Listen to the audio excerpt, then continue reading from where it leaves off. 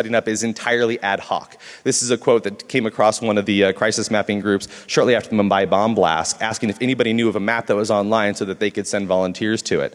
The problem is there's this pervasive assumption inside the community that just because you have the skills to set up one of these systems means that you have the same skills needed to run it. And in fact, the skills needed to actually set it up are tiny compared to the skills and the effort needed to run it. Think about the Haiti response required over 1,000 members of the diaspora community to work for weeks on end. And just because somebody set it up doesn't mean that they actually know what they're doing.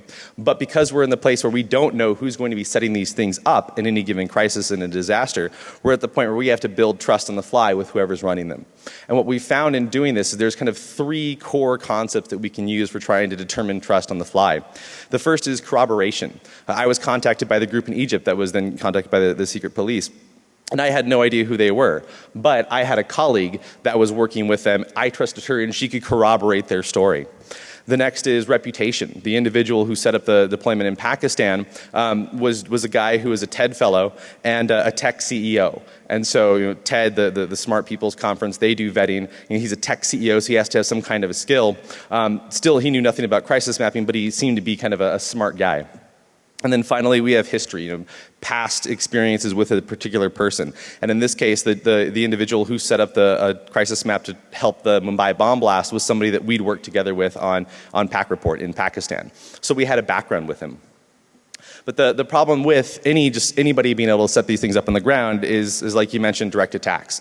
These are news reports about bloggers who've been arrested. These are people who set up one website with just their opinion on it. And to my mind, that these types of crisis maps are one website with potentially thousands and thousands of people's opinions and thoughts on it.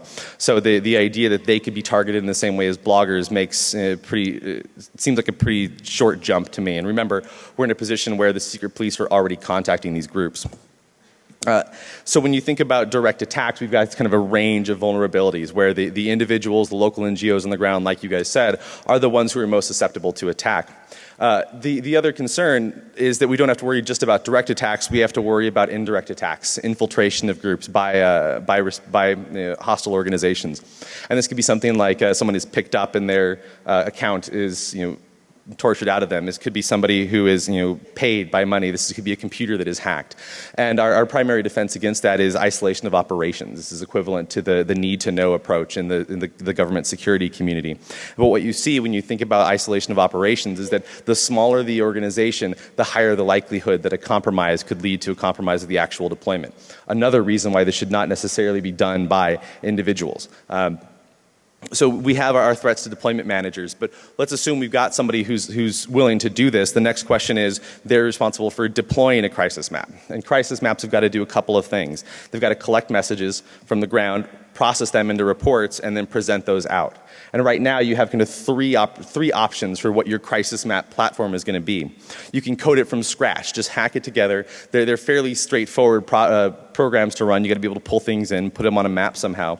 You can kludge together existing geolocation services and social media services, or we're also beginning to see some open source applications that are being built specifically for this and used in the field. So back to you guys as the Trakistanis. When someone wants to set one of these things up, what do you want them to use? Think about it for a second. All right, who wants to see a platform that is coded from scratch? All right, who wants to see existing services kludged together? All right, and who wants to see the use of open source applications? So by and large, open source applications. Why do you want it to be an open source app?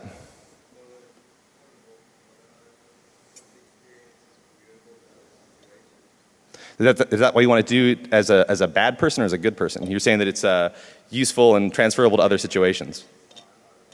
Oh, you're not a bad person. Okay, we have one good guy. How about somebody who is a bad person and wants to tell me why they'd want it to be an open source app?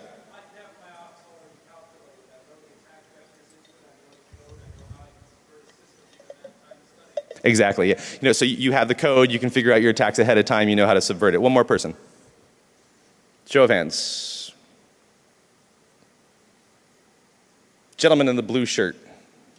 What'd you pick and why?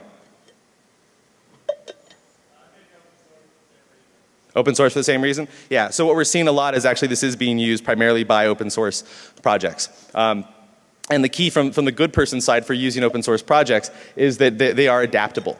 We are dealing in very fast-paced situations where we need to, we don't have time to go back and ask vendors for a patch if something goes wrong. And we need to be able to add new features and new functionality on the fly as it's needed by our deployment, by the response organizations.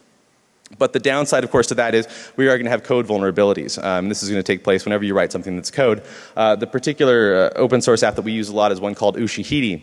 And one of the great things about Ushahidi is you can make reports private until you decide to approve them. These are the three leaks that we found in this process. So you could connect to the private reports by going directly to the URL for that report, and they're all labeled sequentially by ID number. They showed up in the reports listing, so just the public reports listing of reports. They didn't think to check the privacy flag, and they also leaked into the search system. And this is kind of funny from a security standpoint because they kind of screwed it up just about every possible way you can. The problem, though, is that we found the direct URL access bug during the Sudan deployment. We found the reports listing bug during the one of the Egyptian deployments, and the search leakage during the Libya crisis map deployment. All situations where we're dealing with sensitive information. So code vulnerabilities are definitely a concern. One of the ways that we've gone around dealing with that is, again, an isolation of operations approach, where we took the actual data that was being collected that included personal and sensitive information and ran that on a completely private system. So the Libya crisis map initially started off as a password-protected, limited access deployment that was only given where access was only given to response organizations who contacted the UN. And midway through the deployment, the UN thought, wow, this is really great, this is really useful, this is really impressive work these people are doing. Let's make it public. So now all the analysis, the collection that we've done, they were asking us to make it publicly available to anyone on the world. So what we did as a compromise on that is we kept our private password protected system where we had an ideally limited attack surface because everything was behind at least basic authentication. And we set up the public Libya crisis map, which is the thing that was promoted on the internet. And that public crisis map did not receive any kind of sensitive information. We stripped out all the analysis and the descriptions and left only just the title of the report, the location, and if there were public links to media organizations, we left those in as well. And we put the entire transfer process on a 24-hour delay so that there is a kind of limiting the usefulness of the data to people on the outside world. The next thing we have to decide is where do we want to actually have this deployed. So you have to run the system somewhere, and your basic options again are a local server on the internet or hosted on the cloud. So could I get a show of hands from the Trackistani bad guys out there? Where do you want this system to be hosted? Do you want it to be hosted on a local server in the country? Do you want it to be hosted on the internet? One hand, and then you put it down really quickly. Do you want it to be hosted on the cloud?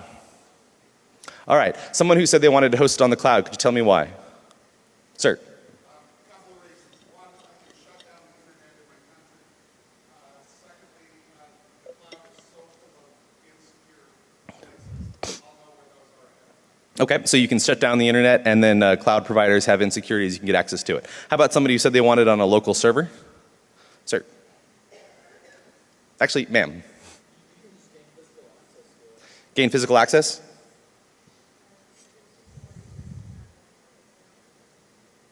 Yep, it's much easier to attack something that's local and it's inside your country.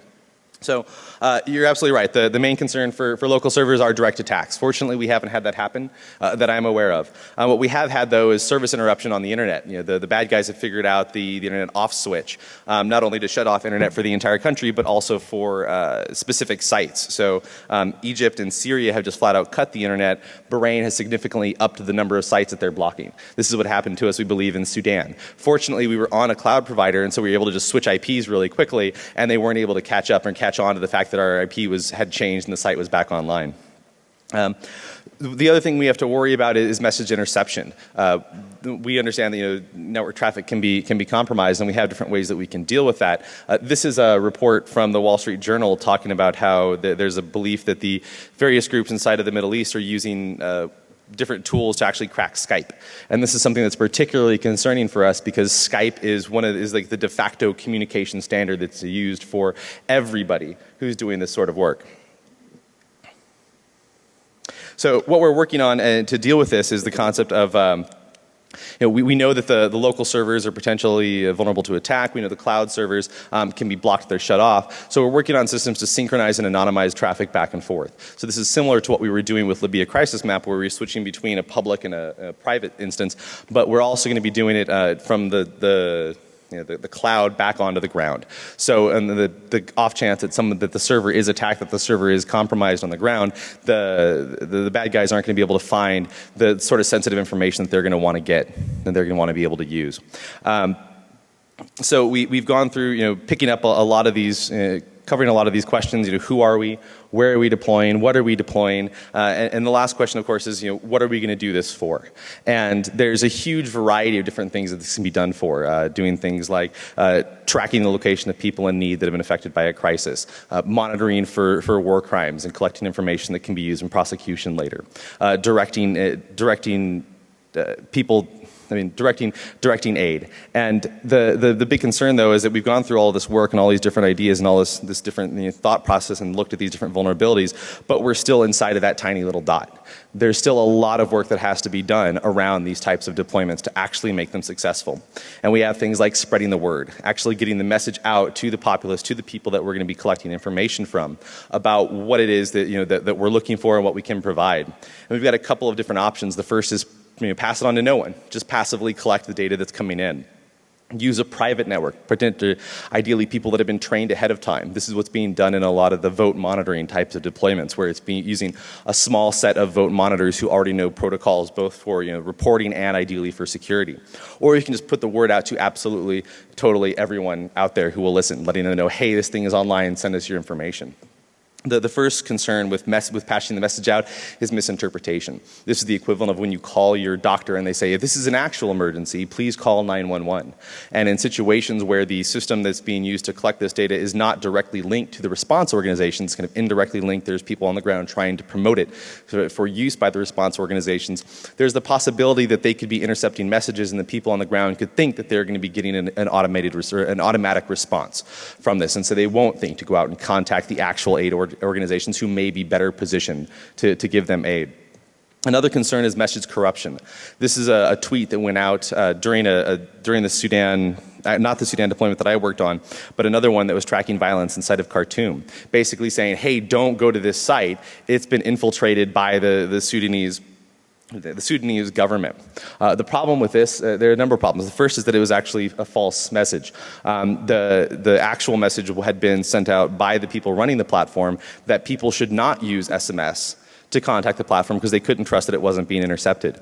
But by the time it made it to Twitter, the message had turned into, don't go here, it's been compromised by the government. So the message that's being passed out is liable to be, can be inadvertently corrupted, but there's also the potential that it can be intentionally corrupted. So the next step is collecting messages. We've gotten the word out, the platform is online, people have heard about it, and they're now starting to send data back in. And there are a couple of different options for the actual collection. You have direct collection processes from things like SMS, phone, things that are definitely coming from one person directly to your platform. The other process is to use something like social media, where it's being broadcast out to the world, and we're just going to be collecting it from there. And then the final one is to collect reports that are coming in through the media. The primary concern with the submission of messages is attribution. The ability for people who are monitoring these systems to be able to track the message back to an individual. And when we're dealing with direct messages through SMS, email, or people connecting to a particular site online, at that point, somebody who's monitoring the network has got both the endpoint where the system is going to, where the messages are going to, and they're able to track back the people who are actually sending them. In the case of social media, it's a little bit more indirect because the message is kind of going up to someplace in the cloud, some kind of service, and it can be very challenging to hunt that message down and then figure out who's behind it and what their username and password is, and then figure out who this actual person is. However, we do now have these platforms that are collecting these messages for